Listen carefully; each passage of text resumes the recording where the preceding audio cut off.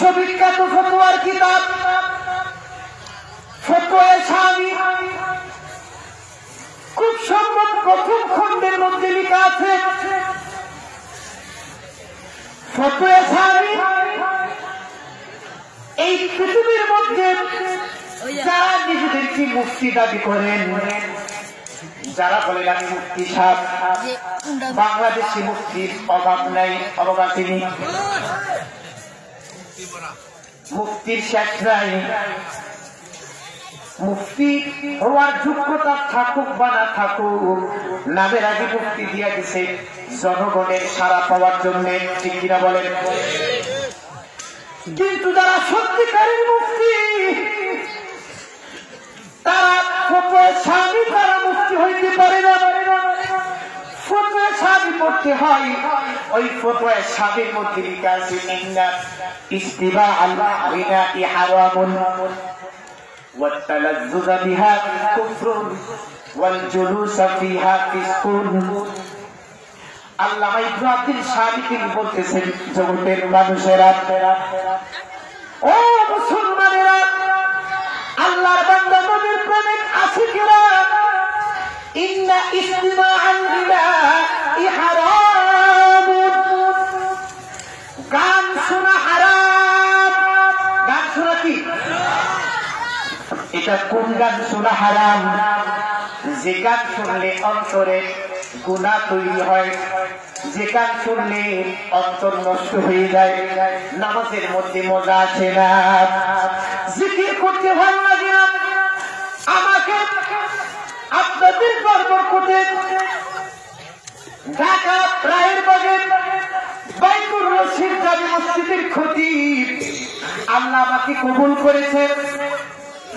ওখানে যখন নামাজ পড়াই, জুমার খুতবা দেই, অনেক যুবক আলোচনা শোনার পরে আমাকে বলে, হুজুর নামাজের মধ্যে মজা পাই না, নামাজে আসতে তাড়াতাড়ি নামাজ পড়তে মন চায়, কত করে মসজিদ থেকে বের হয়ে যাব, জিকিরের মধ্যে মজা লাগে না, দুরূদ শরীফ পড়তে ভালো লাগে না, ইসলামের অনুষ্ঠানগুলো মন চাই না। কিন্তু যেখানে গান বাদ্য, নাচানাচি, মারামারি, পিটাপিটি, ওই যে নাম করা গায়করা যদি আসে, সেখানে সবার আগে আমরা উপস্থিত হয়ে যাই। আমাদের গ্রামে আছে না? কি বলেন, আছে কি আছে না? সম্মানিত উপস্থিতি, এটার কারণ আমি তখন বললাম যুবক ভাইরা, এটার কারণ আমি বলতেছি, কারণটা তার প্রথম যে কারণ, কোরআন শরীফের মধ্যে আল্লাহ সুস্পষ্ট বলে দিয়েছেন। আমার আল্লাহ কে বলতেছেন, কি সুন্দর কোরআন! আমার আল্লাহ বলতেছেন, আফামান শারাহাল্লাহু সাদরাহু লিল ইসলামি ফাহুয়া আলা নূরিম মির রাব্বিহি। জোরে বলেন আল্লাহু আকবার। প্রত্যেকটা হরফে হরফে আল্লাহ রাব্বুল আলামিন 10টি করে নেকি দান করবে, কমপক্ষে 10টি। যদি আপনি কালারফুল ইমানদার হন, আপনি যদি নামাজি ইমানদার হন, জিকিরকারী ইমানদার হন, তাহাজ্জুদকারী ইমানদার হন, তাহলে আপনি একটা হরফে 700 নেকি। কত নেকি? কত? আমি পড়তেছি, আমার নেকি হচ্ছে, আপনারা শুনতেছেন, আপনাদের নেকি হচ্ছে। এখানে একটা কথা বলে রাখি, আমরা যারা এসেছি কোরআন শিখার জন্য আসছি না, হাদিস শিখার জন্য এসেছি।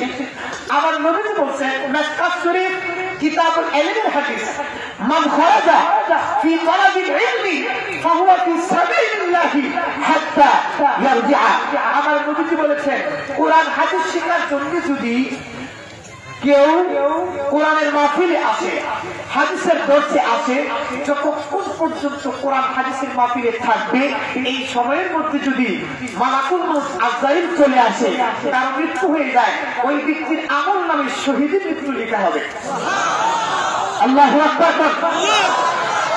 আপনি পৃথিবীতে এমন কোন জায়গা দেখাইতে পারবেন না, গানের আসর বলেন, সংস্কৃত অনুষ্ঠান বলেন, যত মিছিল মিটিং বাংলাদেশে হয়, কোন মিছিল মিটিং এর কথা, কোন মাহফিলের কথা, কোন অনুষ্ঠানের কথা হাদিস শরীফের মধ্যে বলা হয় নাই যে ওখানে মারা গেলে শহীদের মৃত্যু লেখা হবে। কিন্তু আজকের এই মাহফিলে যারা এসেছি কষ্ট করে বসে গেছি আল্লাহর হাবিবকে আল্লাহকে খুশি করার জন্য, আল্লাহর হাবিবকে খুশি করার জন্য, আল্লাহর ওলি হওয়ার জন্য। আমরা যদি মারা যাই এই মুহূর্তে আল্লাহ রাব্বুল আলামিন ইসলামের যুদ্ধে শহীদ বলে দিয়ে সব এই সব আমাদের আমলনামায় দিয়া দিবে। আমি কি জুড়ে বলুন আল্লাহু আকবার। সম্মানিত উপস্থিতি বলতেছিলাম গান শোনা হারাম। আমার কথা না নবীজির কথা? কি বলে নবীজির কথা কিনা? এখন যে কোরআনের আয়াত তেলাওয়াত করলাম তার অর্থ কি? আল্লাহ বলতেছেন আফামান শারাহাল্লাহু সাদরাহু লিল ইসলাম ফাহুয়া আলা নূরিন মির রাব্বিক। আল্লাহ বলতেছেন ওরে আমার বান্দারা, যাদেরকে আমি অন্তর বাস্তবের 2 আঙ্গুল নিচে হলুদ বর্ণের নূরের একটা গোস্তের টুকরা আছে। আবার বলতেছি বাম স্তনের 2 আঙ্গুল নিচে তাফসীরে মাঝারিতে আছে। সুবহানাল্লাহ। দলিল ছাড়া কোনো কথা বলা যাবে না, কারণ সমালোচনা করার এক চাকরি তো আছে, আছে কিনা বলেন? এই জন্য দলিল ছাড়া কোনো কথা আমরা বলবো না। মাঝারিতে আছে, বাম স্তনে 2 আঙ্গুল নিচে হলুদ বর্ণের নূরের একটা গোস্তের টুকরা আছে। আমার আল্লাহ বলতেছেন যাদেরকে আমি আল্লাহ ইসলামের জন্য কবুল করি, আমার নবী আমার হাবিবের আমার বন্ধু আশেক হিসাবে কবুল করি, তাদের অন্তরের মধ্যে ইসলামের ঈমানের নূর ঢুকায়া দেই। আল্লাহু আকবার। তাহলে তারা মুসলমান। আমার যুবক ভাইরা, আমার আব্বা যারা এই আয়াতের তাফসীরের মধ্যে লিখেছেন কোন হিন্দু, কোন বৌদ্ধ, কোন খ্রিস্টান দুনিয়ার মধ্যে যত বিধর্মী আছে কালিমায় বিশ্বাস করে না, ঈশ্বর বিশ্বাস করে না, আল্লাহ অলিকে বিশ্বাস করে না, নবী বিশ্বাস করে না, আখিরাত বিশ্বাস করে না, কবরের আযাব বিশ্বাস করে না, হাসর নাসর বিশ্বাস করে না, তাদের অন্তরে ওই স্পেশাল রূপটা আমার আল্লাহ দেন না। ঠিক কিনা বলে? কিন্তু আমরা যারা মুসলমান, কোরআন সাক্ষী সূরা আরাফ 8 নম্বর পারা, আমার আল্লাহ বলতেছেন প্রত্যেকের অন্তরে ঈমান ইসলামের নূর আমি আল্লাহ দান করেছি। এখন প্রশ্ন হুজুর, ওই যে আমি বলেছিলাম নামাজ ভালো লাগে না, আমি কিভাবে বুঝবো আমার ভিতরে ঈমানের নূর আছে? জানার প্রয়োজন আছে কি আছে না? এটাই বর্তমানে প্রকৃত ওয়াজ। এই যে ওয়াজ মাহফিল লক্ষ লক্ষ টাকা খরচ করে 50,000, 60,000, 90,000 টাকা ছাড়া তাই আসবে না। হ্যাঁ, মনে হয় বাপের কামাই। ঠিক কিনা বলেন?